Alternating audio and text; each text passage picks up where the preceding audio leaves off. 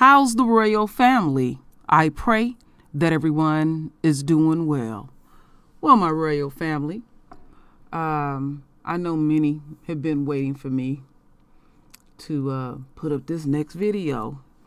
And sometimes I'll lay in the cut and let these stories have life, and I can give y'all a fuller picture of what's really going on.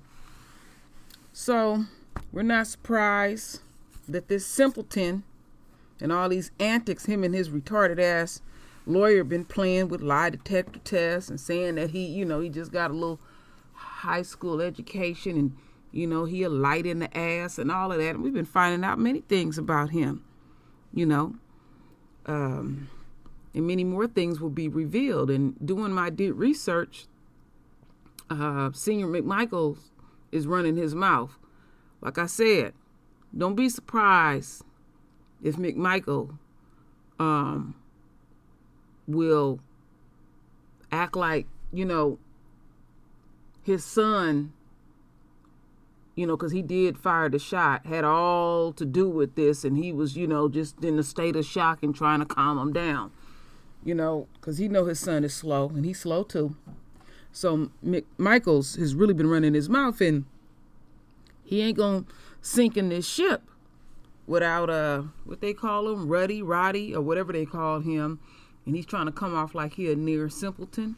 When I had played the video 2 days ago about the black militia, the brother said that there's a white woman in the neighborhood that had a list of the people in their local community that are a part of the KKK, and lo and behold, the very person that they arrested yesterday, he's on that list too. Nothing is surprising at all. So first, I'm going to start out where we're going to listen to the GBI press conference. And then I have some, as usual, some extra juicy, real juicy type of syrupy sweet nuggets. You know how I get down over here on the True Royal family and True Royal. I bring it. I ain't nothing to read. These videos speak for themselves. And, I'm going to do my little breakdown and all of that. It's a long video, but, so, go get your shit. Because I got mine. So, oh, yeah, let me take me a sip. Damn, I'm right at the bottom. Got to go get some more. Damn. Well, so let's get into this. So, things I like to show the royal family before the video gets started. So this simpleton here, we're gonna hear some more things about him with those little extra nuggets. He's supposed to be the brains of the operation. Oh Lord. Ooh, Travis is slow. I'll show that later.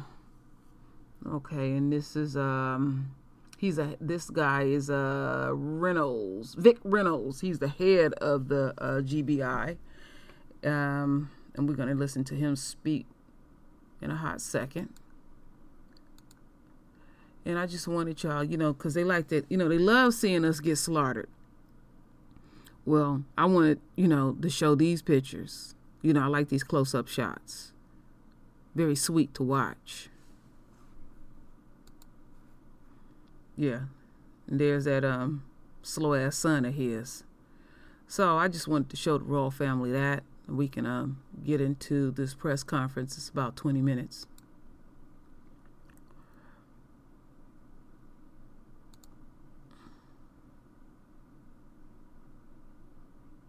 Tensions are now brewing between officials in Glenn County over the Ahmaud Arbery Oh, case. wait a minute. The local DA issued a warning to two Hold commissioners. up. Now she wants them to take back things they said about some breaking news. Right Hold now, the Georgia up. Bureau of Investigation is providing an update on the Shit going every which way. I didn't tell y'all to do that.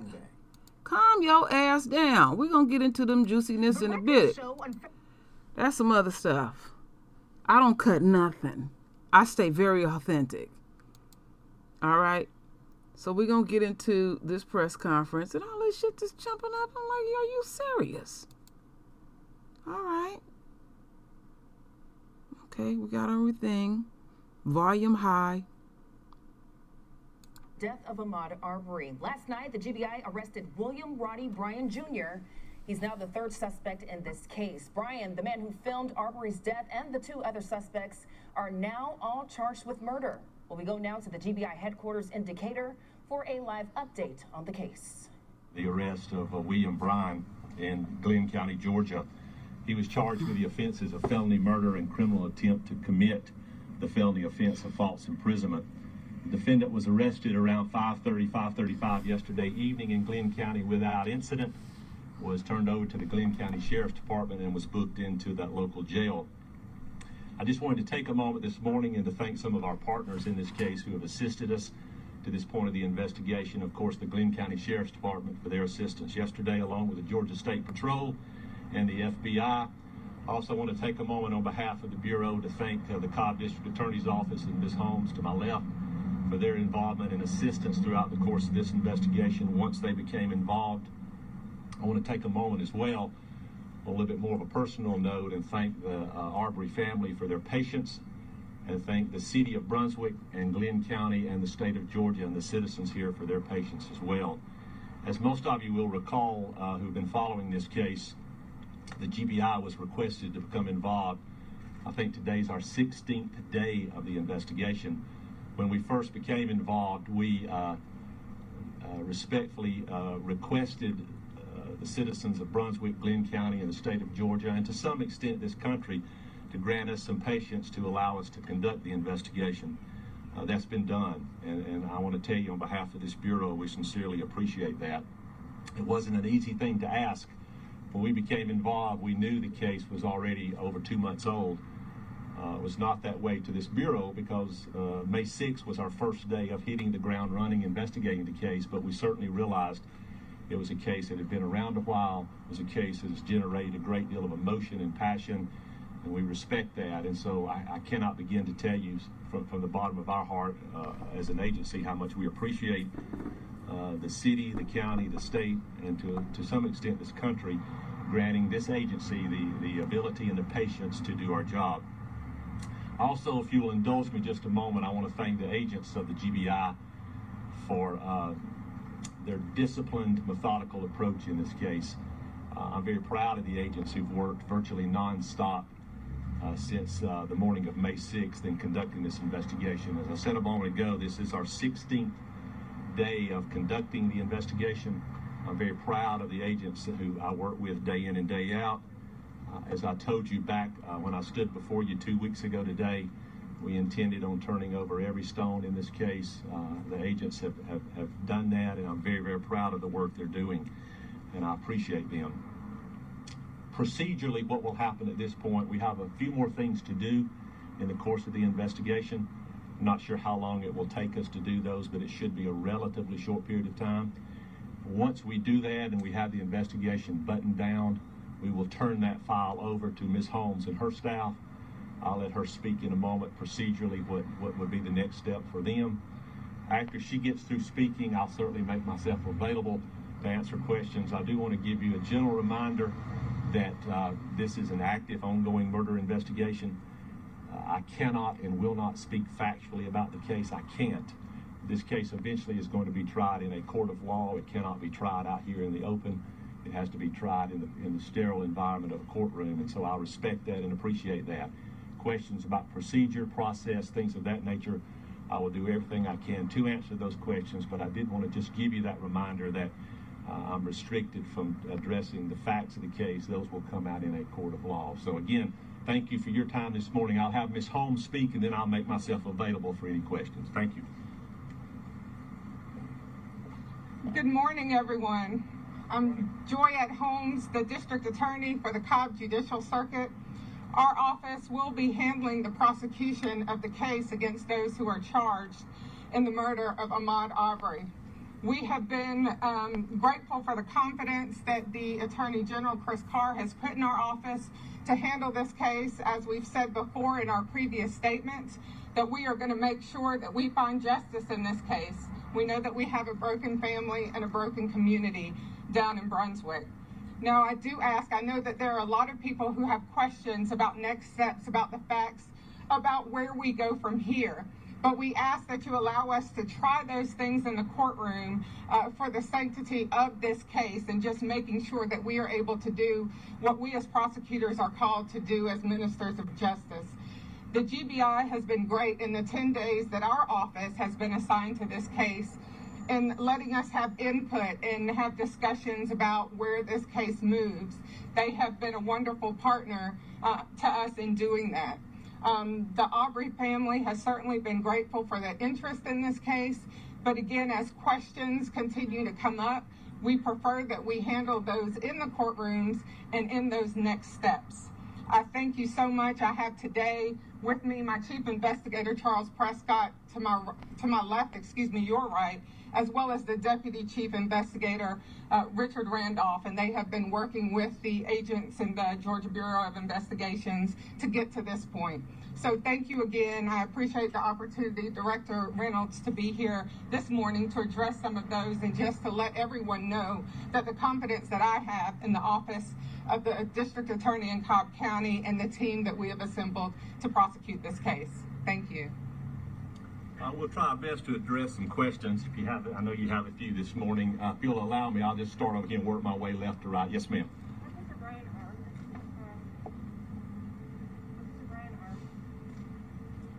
Armed at the time of the incident?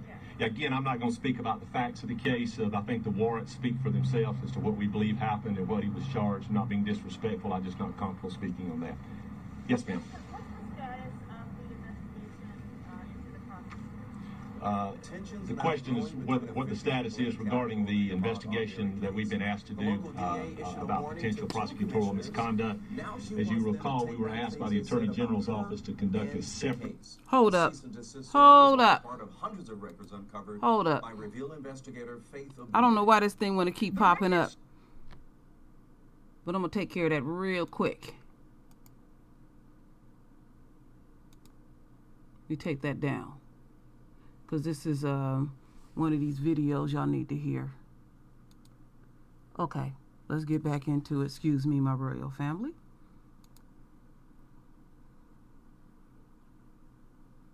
And distinct investigation into that. The Bureau is doing that. I don't have a timeline on that, but I do anticipate it's not going to take us much longer to finish it. Once that's completed, what will procedurally happen is we will turn that file over to the Attorney General's office. They will be the deciding agency or entity in what, if anything, happens in that regard. Our agents, a separate team of agents, are conducting that investigation. And again, I don't have a definitive timeline, but I am comfortable in telling you that I don't anticipate it will be much longer until we're through with that one as well. Yes, Dave. Are you able to tell us what was the last straw that made you make this start around? You know, I don't know if there was a proverbial last straw. I will tell you that in the conducting an investigation, what I would ask folks to remember is that we don't go into a situation of this nature investigating a person or persons. We go in investigating a set of facts. And once we start turning stones over, sometimes there's one or two stones underneath there that need to be turned over. And once we reached a point, and it was probably sometime Wednesday afternoon, Wednesday evening, when we began speaking with our folks there, that we'd reached the point in conjunction with the Cobb District Attorney's Office that we were convinced probable cause existed to make those charges. We proceeded to do that yesterday. It wasn't a proverbial last a moment of epiphany or anything of that nature. It was just an accumulation of various things that were there and various things we discovered over the last 16 days. Yes, ma'am. Mr. Brian continuously said he was nothing more than a witness and did not know the McMichaels. Were you all able to determine that Mr. Brian did know the McMichaels through any set of texts or conversations? Can you speak to how you determined those relationships? I will say this, again, not to speak on the facts. They'll come out in a court of law, but I can tell you that if we believed he was a witness, we wouldn't have arrested him. You know, so there's probable cause, and we're comfortable with that. Yes, sir. Mr. Brian, has he provided any additional footage from that cell phone, in other words, was it more than the 36 seconds that the public has? We have accumulated a number of pieces of video in the case. I'm not going to speak specifically about what we took from him, but eventually that will come out in a court of law. But suffice it to say, there are a number of pieces of video that helped us get to this point.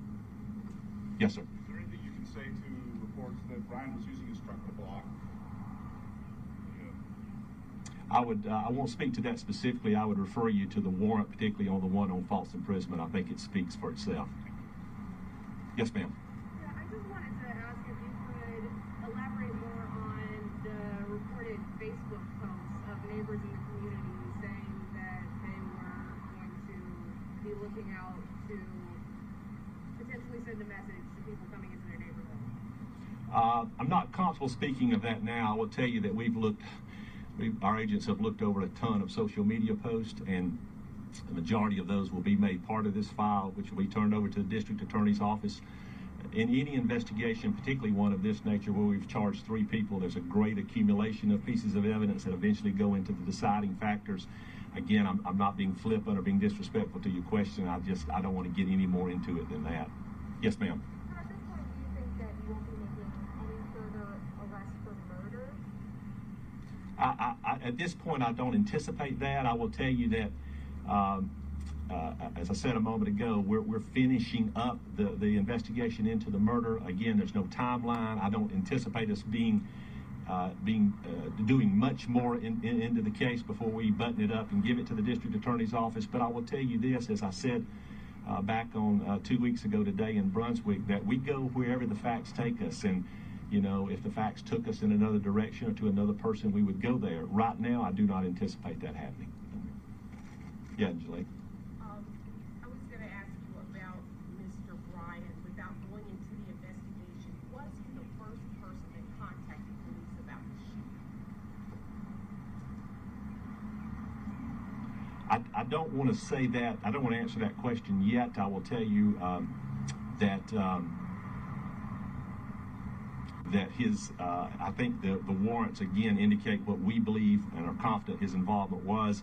As far as when he may have contacted the police, or if he was the one who contacted the police, I'm sure the Cobb DA's office will introduce that in evidence at the appropriate time. Yes, sir. Reynolds, I was wondering if you can put on your former prosecutor hat on for a moment and put in perspective for folks.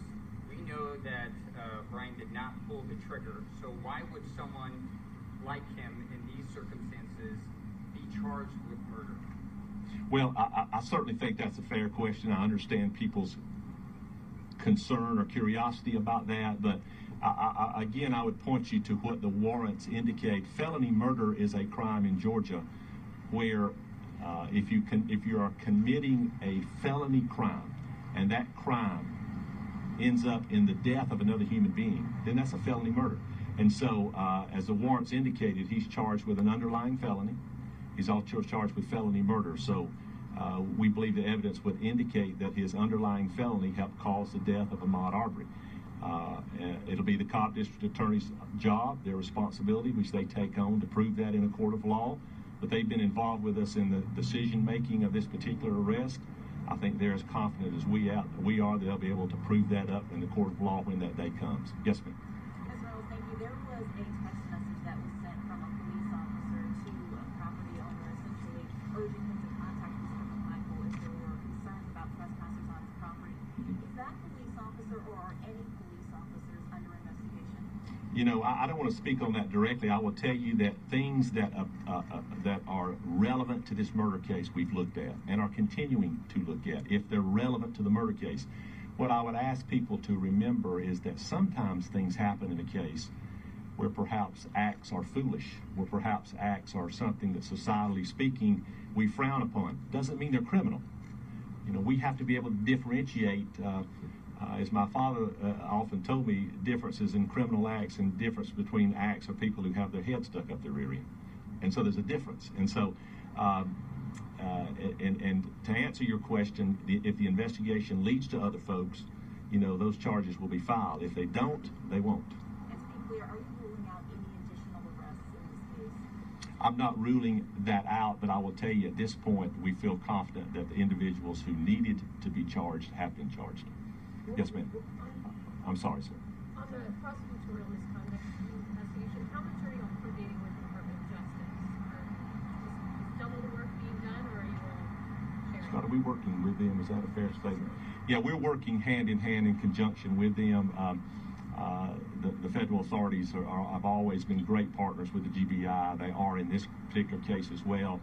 I think it's suffice to say it's a single investigation being ran together. Now, ultimately, there may be different decisions made on a federal level and a state level, but right now we are working hand in hand with them. Yes, sir. What would be the crime that the investigation would be You know, if you recall, what the request that came to the Bureau was to investigate whether or not there was any prosecutorial misconduct. Whether or not that leads to any criminal situations, Christian, I can't say at this point. I will tell you that the request was specific as to whether or not look at the conduct of the prosecutors involved on the front end of this case. We are doing that. We're interviewing individuals. We're putting that file together, and it'll be turned over to Chris Carr's office in the Attorney General. Question for Ms. Holmes. Yes, sir. Ready to go. Ms. Holmes, are you considering a request for venue change for this trial? So it's a little early in the process to discuss the venue change. I anticipate that will come up, that motions will be filed to that effect. And when it happens, we'll go through the process of getting that done or not. I also have a question for you, if you could. Have you spoken to the Arbery family in this process? And what are you saying to them to reassure them that this case will be tried fairly? I have spoken to the family. We started those conversations on the day that our office was appointed to handle this case. We've continued those conversations along with our team. They know and are aware that we have victim advocates in our office that are assigned specifically to their family to help them through the process so that they understand step by step what we are going to be doing. And so most of our conversations have been about that. A request also to help us to get to know Ahmaud. So as we go through this process, we can make sure that as the facts and the law come together, that we're doing the right thing by the case. When is the bond hearing and preliminary hearing going to be for the McMichael? None have been scheduled as of yet. I do anticipate the counsel for each of the defendants in this case that they will file a request for that. Are there concerns that because of the allegations of or questions about prosecutorial misconduct, that it might interfere or undermine your prosecution of the case? And what are you trying to do to limit that? So our office is focused on the prosecution of the case and where the facts and the law lead us to make that prosecution. We understand that there are going to be those distractions because people want to add narratives to the case that don't involve the prosecution. But we're doing the right thing by what we do. Our prosecutorial code of conduct requires that we be ministers of justice and seek that and only that in cases. So while it may be a distraction and people are talking about those things, we're not making that our priority, our primary focus. Talk about the transfer of evidence and investigative work to your office. How has that process been, especially since there are allegations of cover-up and mismanagement of the case early on? Talk about that transition to your office. Well, we've had complete confidence in the investigation that the GBI has done in this case. They have allowed us, certainly since we've been in the case, to talk through what that investigation has yielded thus far. But the discovery process and the full case file, that process is a little bit down the road. Did you have to go back to square one, essentially, given that there were so many issues early on in Glenn County? That's probably more of a question for the director, in that investigation started 16 days ago, a little bit before our office was involved. Following up on that just a little bit, did you talk about the role that your investigators will play in this? Will they be doing that? Will they be gathering their own evidence, doing their own interviews? Well, right now they've worked in great collaboration with the agents in the GBI who have been working this case. So right now we're going to continue that. One more question, Aisha, and then we're going to wrap up. Many people have said that they would like to see the 2 days of recuse themselves come under investigation. If they were to, would that be your office? No, it would not. Can you recap the 2 assistants' names real quickly for me? My chief investigator is Charles Prescott, and my deputy chief investigator is Richard Randolph. Thank you. Rick Reynolds, could you talk about the search warrant that was served on the McMichael home? And did that in any way the arrest of the Bureau? You know, I'm not going to speak on what we found in that. That's something, again, factually, that'll have to come out in a court of law. I do want to wrap up and say this, and then I'll let you all get to your business. On behalf of the Bureau, I can't begin to tell you how much we appreciate the interest in this case. I know there's been a great deal I will tell you that there's been a lot of questions posed to us. There's been a lot of phone calls made to us, and we appreciate the community's involvement. The reality is we make our decision based on facts in a case. And I will stand before you today and tell you that's exactly what we've done in this case. The agents have made arrests based on facts in the case. I'm proud of the fact that they haven't made any arrests based on any type of pressure, any type of social media, any type of phone calls or anything of that nature, and I think that's exactly the way the system works. I hope in the end that our involvement in this case, the way we've handled the case, hopefully brings an air of credibility to the criminal justice system, particularly here in our state. I'm very proud of the agents. I'm proud to partner with Ms. Holmes. Thank you for your time this morning, and I appreciate it. Thank you so much. Thank you. All right. You just heard a news conference headed up by the Georgia Bureau of Investigation providing an update on the shooting death of Ahmaud Arbery. The GBI explained the charges of the third suspect, that's William Roddy Bryan Jr. That's the man reportedly who filmed Arbery's final moments. Now, the third suspect's charges include felony murder. And during the news conference, the GBI explained how this suspect is accused of felony murder, even though he did not pull the trigger. The GBI says this is its 16th day of being involved with this case. And the director of the GBI says it hasn't been easy, but they are making strides. Again, 3 arrests now in this case. For a full breakdown of this case, you can find it on our website. That's WJC. All right, my royal family. So I wanted to make sure that y'all were abreast with the press conference. That's very necessary. The one thing that stood out to me, or a few things stood out to me, was that I keep harping on. They're going to have a bond hearing for all 3 of those murderers. And don't be surprised if they're out. Because you know that they got their, they KKK fund. Because, that's what they affiliated with. So, now, the next few videos are some nuggets that I wanted to drop on the royal family. And one of them kept coming through. So, you're not going to miss that one because I made sure I got the link. So before we get into that, I wanted y'all to listen to this video.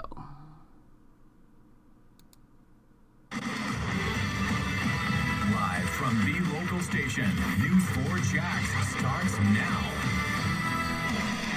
Tonight we're learning more about William Roddy Bryan, the third man arrested. He was arrested today and arrested in connection with the February shooting death of 25-year-old Ahmaud Arbery.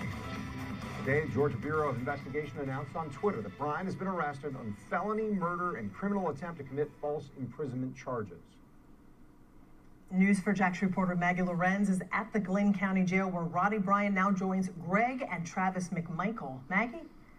All 3 men are behind bars here. The McMichaels are waiting on a preliminary court hearing. Roddy Bryan now makes the 3rd person to be charged with murder in the Ahmaud Arbery case. Our cameras were rolling as GBI agents surrounded and entered Bryan's home this evening.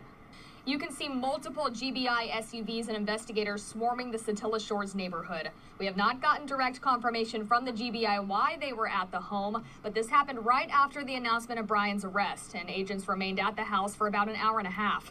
Family members of Arbery were in the neighborhood this evening watching as the agents investigated the home. Arbery's aunt says this all would have never happened if we had not seen the video of her nephew being shot and killed. If the video never would have came out, we would still be in the dark. We'd still be sitting home waiting for answers, trying to figure out what's going on. But the video came out, we did our part, and now the law enforcement is finally doing their part. She describes Roddy Bryan's arrest as a mix of emotions. I mean, if we could reverse all this and have Ahmaud, we would. But since we can't, we're going to continue to fight for justice. We're going to continue to push. We're going to continue to pray. And we're going to do our part to make sure that justice is served. Now we just need a conviction. In a statement tonight, attorneys representing Arbery's parents said they are relieved to learn Bryan is in custody at the Glenn County Jail. I emailed Brian's attorney, Kevin Goff, tonight and did not get a response back, which we expected after he released a pretty heated statement regarding the media. It reads in part, "You can go ahead and print this post as a big, fat no comment to the speculation of the day. With all respect, if you continue to call for comment about the case, I will not only block you, I will also delete all contact information, not just for you, but for your entire news organization." Goff also said he does not anticipate any future statements or comments in the foreseeable future. Reporting from the Glynn County Jail, I'm Maggie Lorenz, Channel 4, the local station. Tomorrow at 9 a.m., the Georgia Bureau of That goofy- Investigation will hold a news conference about Brian's arrest. We'll have that.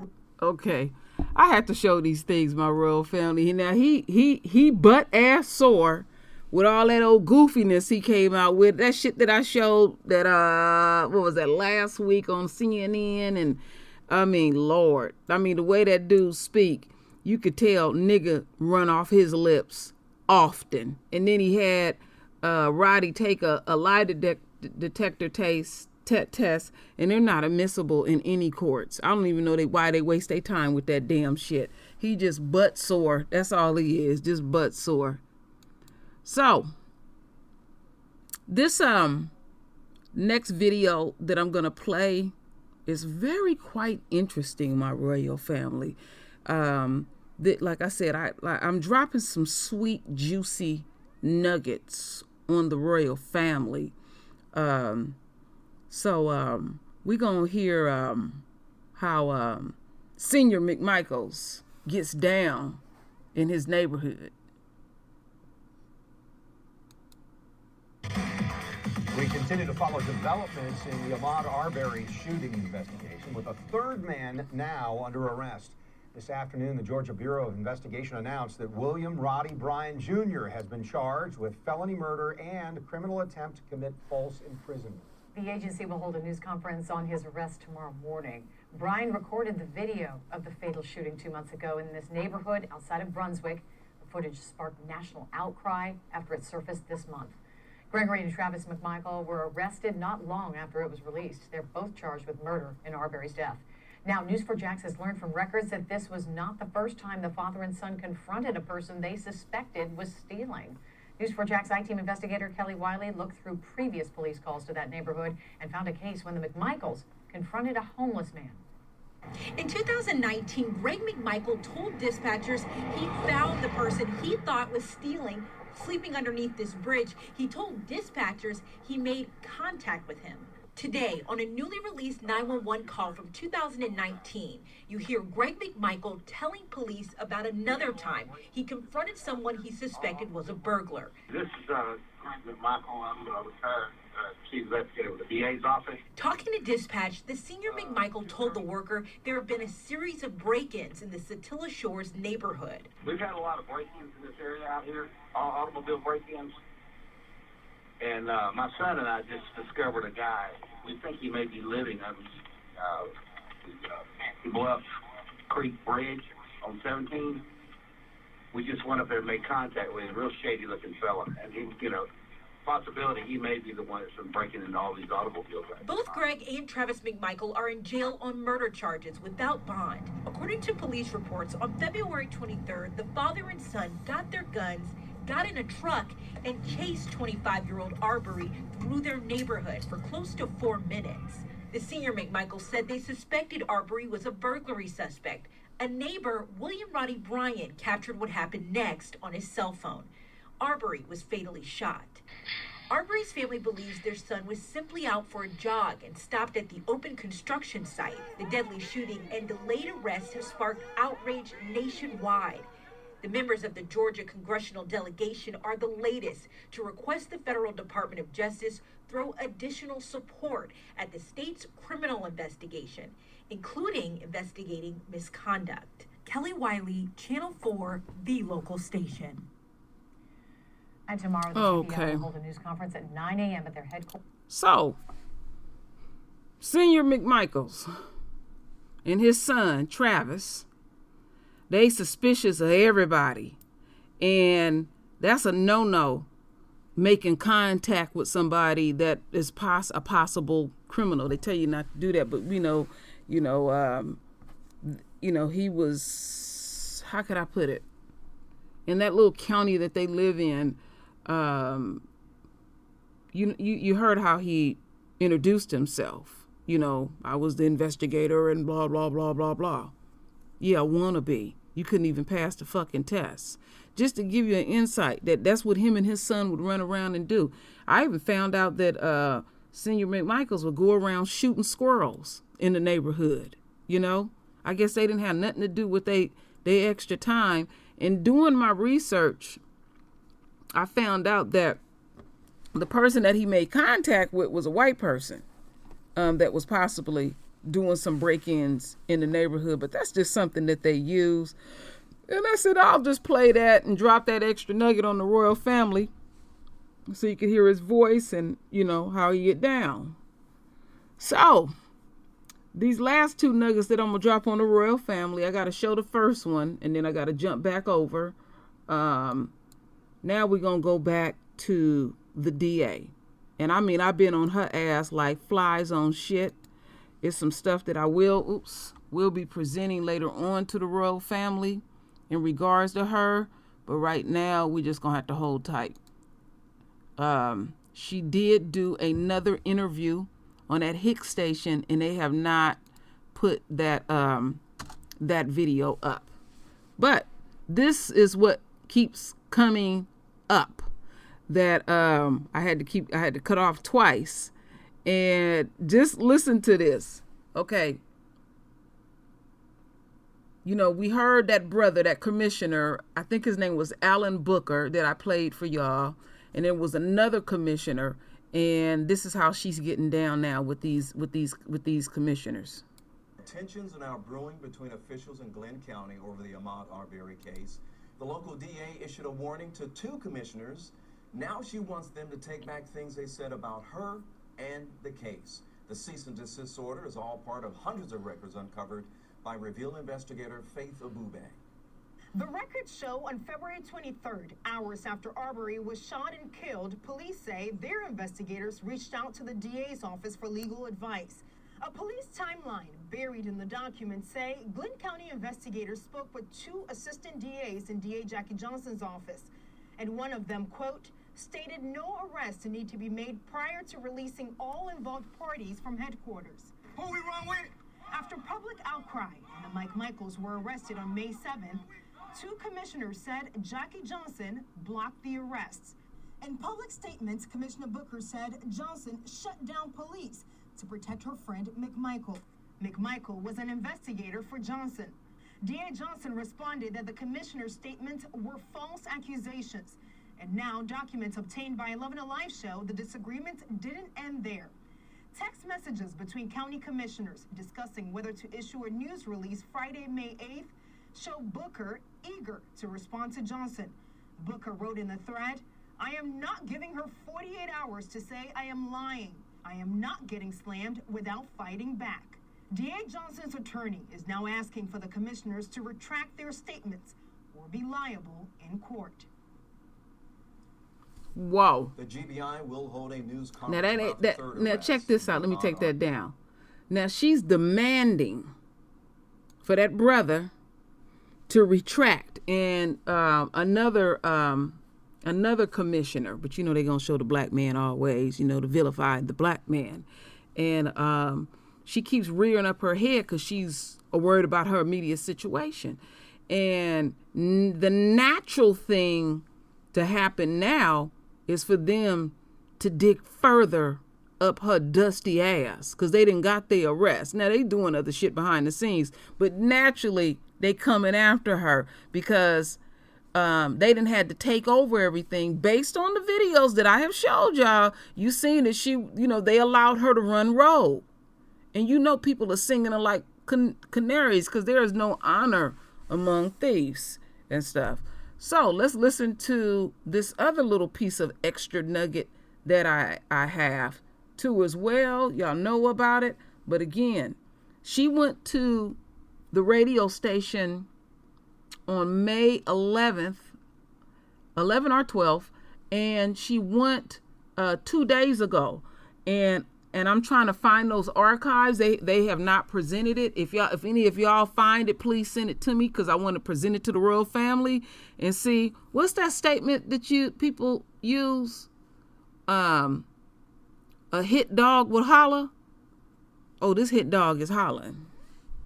Moments ago, we told you about the third arrest in the shooting death of Ahmaud Arbery. Still, in the wake of Ahmaud Arbery's death, questions are surrounding how the case was handled from the very beginning. The 25-year-old was shot and killed this February while jogging through a Glenn County neighborhood. Tonight, WJCL's Alex Littlehales joins us with why one person is calling some allegations not true. Alex. Well, Riley, at the forefront of the investigation into Ahmaud Arbery is how local authorities handled his death. And one of those facing scrutiny is Jackie Johnson, the Brunswick District Attorney. Remember, Johnson was first given the case over Arbery's death, but has since recused herself when she learned that one of the men charged, Gregory McMichael, once worked as an investigator in her office. And in a local radio interview with the Butch and Bob show on May 11th, she says that she asked if neighboring district attorney George Barnhill could assist Glenn County Police since she was unable to do so. Well, now Georgia's Attorney General and the state's U.S. House delegation have requested that the Department of Justice look into the case, including why Johnson did not reveal that she had requested another office's help while stepping away from the case herself. And on the Butch and Bob show, Johnson goes on to claim that she knew the seriousness of this case, which is why she allowed another office to look at it so soon. All I did was try to get them some help until the Attorney General could appoint someone to handle this case. That's all I was trying to do. I wasn't trying to say, you handle the case. All I was trying to do is say, we can't help you. Let me get a neighboring DA's circuit over there to try to give y'all some advice until the Attorney General can appoint someone on this case. That's all I intended. Now, earlier this month, several Glenn County commissioners accused Johnson of telling police not to make an arrest in the Arbery case, but in that same radio interview, Johnson said that that is, quote, not true. Now, as for the GBI investigation into the suspects in this case, we know that investigators searched the home of Gregory and Travis McMichael as the two remain in jail awaiting their next hearing. Reporting tonight for WJCL 22 News, I'm Alex Littlehales. Back to you. Alex, thank you so much. Now, because of COVID-19 restrictions. So, my royal family, I had to throw that in there. She has lost her power. It's just a matter of time. And now she wants to make threats and people better retract and all of that. That DA is done. And the only reason why she's done is because 3 white folks came up dead. You know what I presented, my royal family, because I'm not going to be delusional over here. They don't give a damn about our royal son being slaughtered like a dog. They don't give a damn about the Arbery family. But we have applied that pressure. The new black media is quite amazing. This is another case that is worldwide. Please do not, to the best of your ability, get emotionally invested. They have not had the bond hearing. I'm pretty sure they will let them out. And if they don't, that don't comfort me at all. The way we have to deal with the enemy is we got to hear guilty and then the sentence. We can't get all gleeful in all of that, because the ultimate goal is to get them off, and they're working vigorously to do that. But I have like I said, I have a sneaky suspicion. I've been hearing a lot about what Senior McMichael's had to say. He running his mouth in the prison, and he'll give up a motherfucker to save his own raggedy ass and stuff. He really will. And it's going to be a lot of heads rolling in this. This is a very messy case. So people are going to give up people because they want to try to, again, preserve their retirement and everything. if, because I've checked up the laws on these a long time ago, when you are getting your Social Security and pension, I don't know about the pensions because that can work kind of different. But if you stay in jail for a certain amount of time, do you know they cut off your Social Security? Yes, they do that. They cut it off. I forget the amount of time, but I had looked it up a few years ago, and they will definitely cut your Social Security off if you're in jail for a certain amount of time and everything. So, you know, I'm trying to give y'all, I'm trying to take it into a different direction, because a lot of people pretty much report the same thing. And like I said, I'm willing to go that extra mile for the royal family, the best always for the royal family. Those things that I don't want to be repetitive with it, because there are certain things that I feel like that I represent pretty well for the royal family, that I don't like surface news. I like to get in depth. So come here to the True Royal Family, because I'm good for giving updates on stuff that happened a long time ago or anything. Continue to keep emailing me, because we all collectively working this together. And it is very important to do this. Render your voice with your beautiful divine words. And as always, my royal family, thank you for your love. Thank you for your support. And with that said, Ashe.